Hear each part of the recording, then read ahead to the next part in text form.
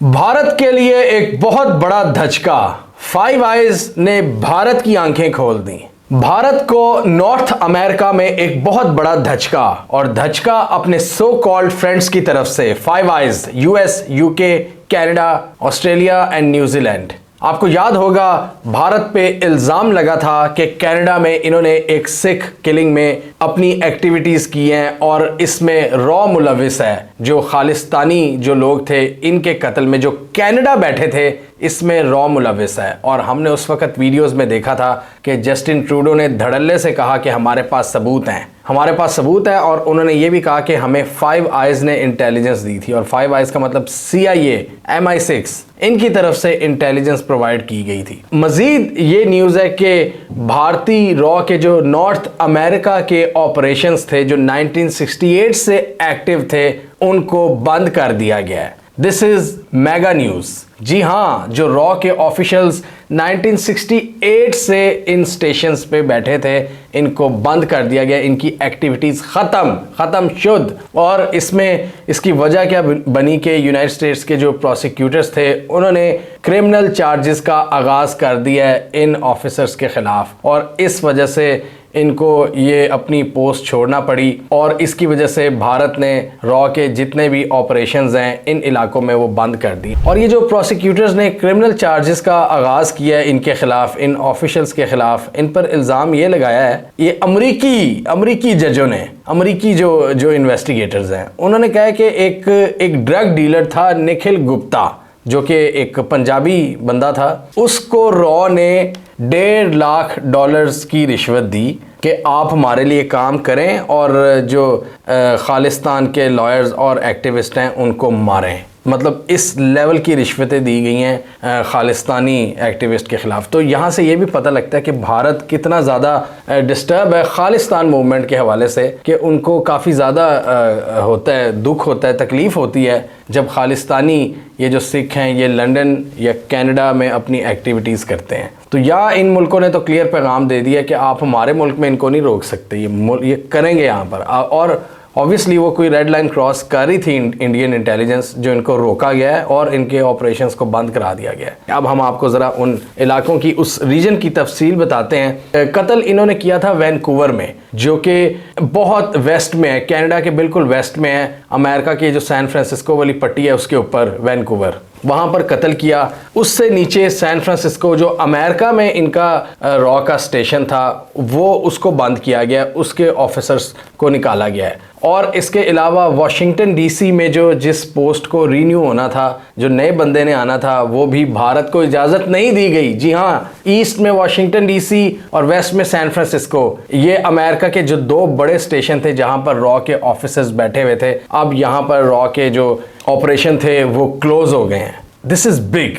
इन officers को अपनी पोस्टों से जो फारिग कराया गया है, ये क्लियरली एक गुस्सा नज़र आ रहा है इन ममालिक का, यूनाइटेड किंगडम, कनाडा और अमेरिका का। कनाडा में इनकी पोजीशन ऑलरेडी खाली हो चुकी थी। ओटावा में जो इनका रॉ का स्टेशन चीफ था वो ऑलरेडी उसको मुल्क छोड़ना पड़ा, और अब ये अमेरिका में 2 पोस्ट। ये क्लियरली एक्सपर्ट्स के मुताबिक इन ममालिक ने भारत को एक क्लियर पैगाम दिया है कि हमारे मुल्क में ये एक्टिविटीज़ नहीं चलेंगी। एक क्लियर मैसेज दिया गया भारत को। भारत समझ रहा था कि अगर मैं इनसे दोस्ती कर लूँगा, मतलब ये वेस्टर्न कैंप में आ जाऊँगा, 2+2 मीटिंग्स हमारी हो जाएंगी, हमारे बड़े स्ट्रॉन्ग टाइज हो जाएंगे, इकोनॉमिक टाइज, तो इस तरह मैं इन ममालिक में कोवर्ट एक्टिविटीज़ भी कर सकता हूँ। तो इन ममालिक ने क्लियर पैगाम दिया है कि ऐसा हमारे मुल्कों में नहीं हो सकता। ये आप अफ्रीका के ममालिक में तो कर सकते हो, आप हमारे यहाँ ये नहीं कर सकते, आपको मुल्क बदर कर दिया जाएगा। और भारत को सही एक क्लियर पैगाम दिया गया है, एक बहुत ज़र्ब लगाई गई है भारत को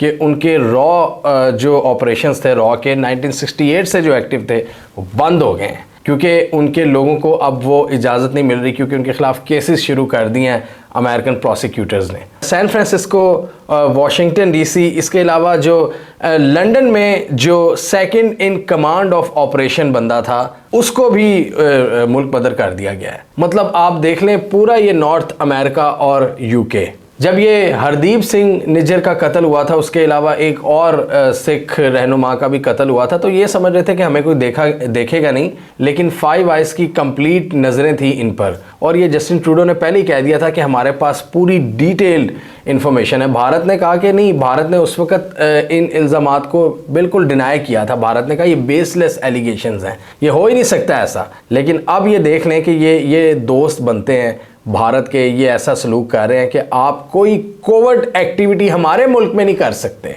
आपकी इंटेलिजेंस अपने मुल्क में होगी, लेकिन यहाँ पर नहीं ये हरकतें चलेंगी। ये क्लियर एक पैगाम दिया गया है इन ममालिक की तरफ से कि हमारे मुल्क में हमारे स्टैंडर्ड्स हैं डेमोक्रेसी के, और क्लियर उन्होंने ये बताया कि हमारे मुल्क में जो भी पॉलिटिकल एक्टिविटीज़ होंगी वो जारी रहेंगी। ये इंडिया नहीं है, अगर यहाँ पर खालिस्तानी कोई एहतजाज करते हैं तो हम नहीं उन्हें रोकेंगे। और पहले यूके काफ़ी ज़्यादा डिस्टर्ब था भारत के प्रेशर की वजह से। यूके को भारत कहता था कि आप खालिस्तानियों को इतना क्यों अलाउ करते हैं, ये एहतजाज करते हैं, ये भारतीय एम्बेसी के बाहर तोड़ फोड़ करते हैं और ये इस तरह की चीज़ें करते हैं। अब उन्होंने उनके स्टेशन चीफ को भी निकाल दिया जो सेकंड इन कमांड है लंदन में। और कनाडा ने तो ऑलरेडी पहले इनके मुंह पे कह दिया था कि नहीं जी, ये आपका इंटरनल मैटर है, हमारा इससे कोई ताल्लुक नहीं, कोई यहाँ पर पॉलिटिकल एक्टिविटी होगी हम नहीं उसको रोक सकते। और अब अमेरिका के पास जब सबूत आया CIA के पास, उनके जो प्रोसिक्यूटर्स थे वो एक्टिव हो गए, सैन फ्रांसिस्को से निकाल दिया और वाशिंगटन DC वाले बंदे को भी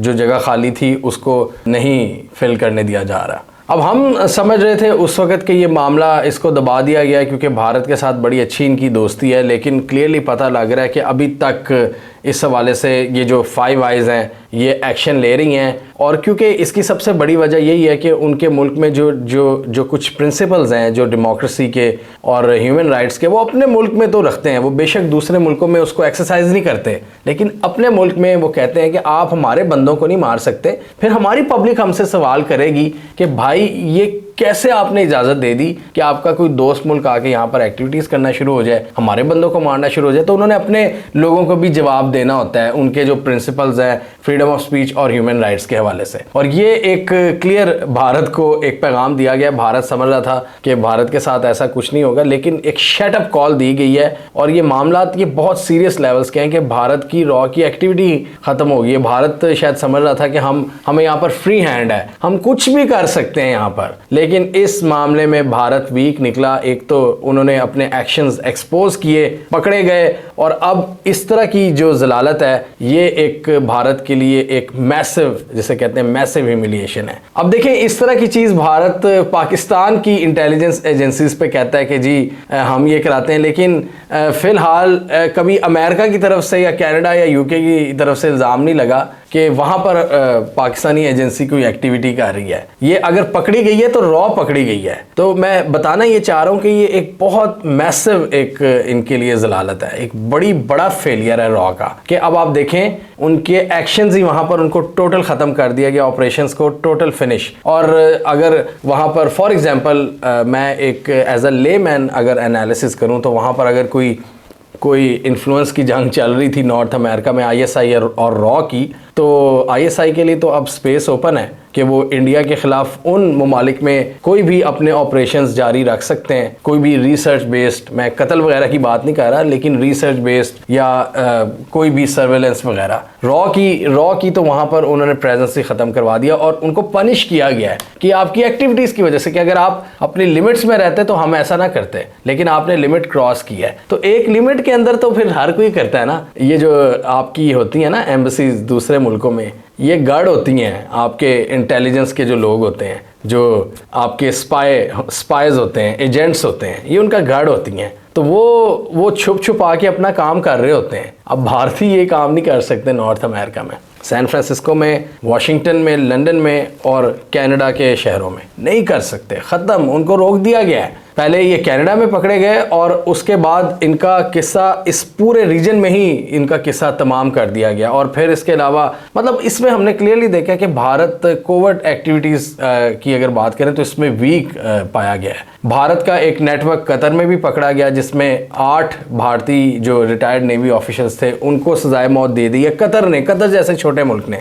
फिर इधर पाकिस्तान ने भी उसको सजाए मौत दी हुई है, कुलभूषण यादव को, वो भी भारतीय नेवी का एजेंट था। तो भारत के ये जो कोवर्ट ऑपरेशंस है, भारत अभी इनमें उस तरह पापी नहीं हुआ, उस तरह एक्टिव या उस तरह एक्सपर्ट नहीं हुआ। एक्सपोज अपने कोई ना कोई सुराग छोड़ जाते हैं, जिसकी वजह से ये इंटेलिजेंस एजेंसीज ISI हो, फाइव आइज हो, CIA, MI6, कतरी इंटेलिजेंस एजेंसी, इनको पकड़ लेते हैं। जितना भारत फेल हो रहा है अपनी कोवर्ट एक्टिविटीज़ में और कोवर्ट ऑपरेशंस में, उतना ही आप अगर बॉलीवुड की तरफ देखें तो उनकी फिल्मों में इजाफा हो रहा है कि जी हमारे एजेंट्स बड़े एक्टिव हैं, हमारे लोग तो ये वो, पूरी दुनिया में उन्होंने थरथल्ली मचाई हुई है। वो एक था टाइगर, उसमें भी इस तरह की चीज़ें बताई हुई हैं, फिर एक था डायनासोर, पता नहीं कौन सी ऐसी मूवीज़। तो वो मूवीज़ की हद तक वो बहुत ज़बरदस्त एजेंट्स हैं, लेकिन असल में इनको बहुत काम करने की ज़रूरत है। इस हवाले से हमने देखा था, ये जब ये खबरें आई थी हरदीप सिंह निज्जर के कत्ल की, तो US नेशनल सिक्योरिटी एडवाइज़र जेक सेविलियन और सेंट्रल इंटेलिजेंस मतलब CIA के जो डायरेक्टर हैं विलियम बर्न्स, ये मिले थे दोनों अपने काउंटर पार्ट्स जो इंडिया में बैठे हैं। ये अजीत दोवल वगैरह से इन्होंने मुलाकातें की थी और कहा था कि ये जो आपके ऑफिशियल्स मुलव्विस हैं इन एक्टिविटीज़ में, इनके खिलाफ एक्शन लिया जाए। तो ये भारत ने उसी लेवल की एक्टिविटी की है जिस पर एक दौर में मतलब सऊदी अरेबिया बड़ा फंस गया था। मोहम्मद बिन सलमान इनको बड़ा फंसाने की कोशिश की थी खशोगी के कत्ल में। मतलब इस तरह की एक्टिविटीज़ पे नाम आता था ईरान जैसे मुल्कों का, सऊदी अरेबिया, नॉर्थ कोरिया वगैरह, रशिया, कि ये अपने डिसिडेंट्स को मरवाते हैं। तो अब इंडिया का ये नाम आया है और डेफिनेटली ये इंडिया के एक सॉफ्ट इमेज के लिए एक बहुत बड़ा धचका है। और ये इंडियन ऑफिशियल्स को सोचना चाहिए कि ये इसी तरह अपने मुल्क का नाम बदनाम कराते रहेंगे। जो एक सॉफ्ट इमेज भारत का बना हुआ है कि वर्ल्ड्स बिगेस्ट डेमोक्रेसी, उसमें स्पोर्ट्स हैं, उसमें बॉलीवुड है, उसमें कल्चर, डांस, एंटरटेनमेंट, तो वो ये ऐसी एक्टिविटीज़ कर रहे हैं जो वो ममालिक करते हैं जहाँ पर डेमोक्रेसी नहीं है, जो अथॉरिटेरियन रजीम्स हैं, तो ये मोदी के अंडर हो रहा है। ये सब चीज़ें नोट की जा रही हैं वेस्टर्न इस्टेब्लिशमेंट और वेस्टर्न डेमोक्रेसीज़ के अंदर, और ये इसकी वो इतनी आसानी से वो भी नहीं छोड़ते। अब ये एक्शंस का आगाज़ हुआ है, पहले पब्लिकली उनको एक्सपोज करना, फिर सज़ाएं देना, मुल्क बदर करना, ये एक टफ, एक कॉम्प्लिकेटेड सिचुएशन होगी मोदी रजीम के लिए। और साथ ही मगरिब ने यह भी पैगाम दिया, स्पेशली अमेरिका बादर ने भारत को, कि हम इस तरह की एक्टिविटीज़ में आपको सपोर्ट नहीं करेंगे, हम आपसे डिफेंस डील्स करेंगे, हम आपसे टेक डील्स करेंगे, हम आपसे स्ट्रेटेजिक पार्टनरशिप करेंगे, लेकिन ये चीज़ अलाउ नहीं करेंगे कि आप हमारे मुल्क में हमारे ही बंदों को मारें और हम आंखें बंद करके बैठ जाएं। ये चीज़ अलाउ नहीं करेंगे। और इसका फिर क्लियर पैगाम भी दिया गया है। और ये जो ब्रिटिश इंटेलिजेंस की तरफ से भी रिपोर्ट्स आई हैं इंडियन इंटेलिजेंस ऑफिसर्स के ख़िलाफ़, इसमें भी जो रिपोर्ट्स हैं, जो द प्रिंट के मुताबिक वो यही कह रही हैं कि वो काफ़ी ज़्यादा अनहैप्पी थे, बहुत नाखुश थे कि ये क्यों मतलब खालिस्तानियों के हवाले से हम पर एक दबाव डालने की कोशिश कर रहे हैं या अपनी एक्टिविटीज़ को एक हद से ज़्यादा उस रेड लाइन को क्रॉस कर रहे हैं। तो वो भी उन्होंने भी फिर इसलिए निकलवाया जो लंदन में सेकंड इन कमांड था।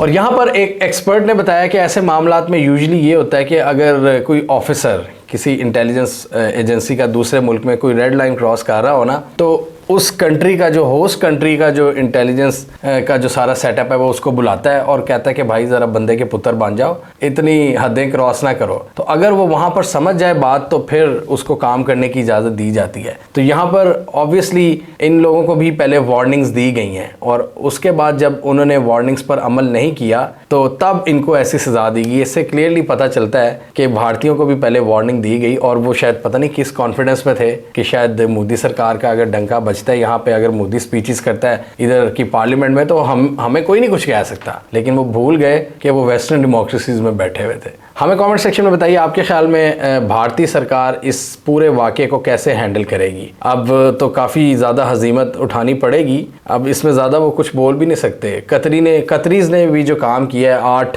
भारतीय ऑफिशियल्स को जो सज़ा सुनाई है, उसमें भी भारत ज़्यादा बोल नहीं सका। इस एक्शन के बाद भारत क्या करेगा? क्या भारत नॉर्थ अमेरिका में अपनी जो पोजीशंस हैं उनको इसी तरह वैकेंट रहने देगा, रॉ एक्टिविटीज़ मुकम्मल बंद रहेंगी, या भारत नए सिरे से कोई तरकीब लड़ाएगा? कमेंट कीजिए। इसके अलावा हमारा यूट्यूब चैनल सब्सक्राइब करना, साथ ही वो बेल आइकॉन भी दबा लें ताकि वो स्टोरीज दुनिया भर से, पाकिस्तान से, जिनकी मेन स्ट्रीम मीडिया पर प्रॉपर कवरेज नहीं होती, हमारे प्लेटफॉर्म के थ्रू आप तक टाइम पर पहुंच जाएं।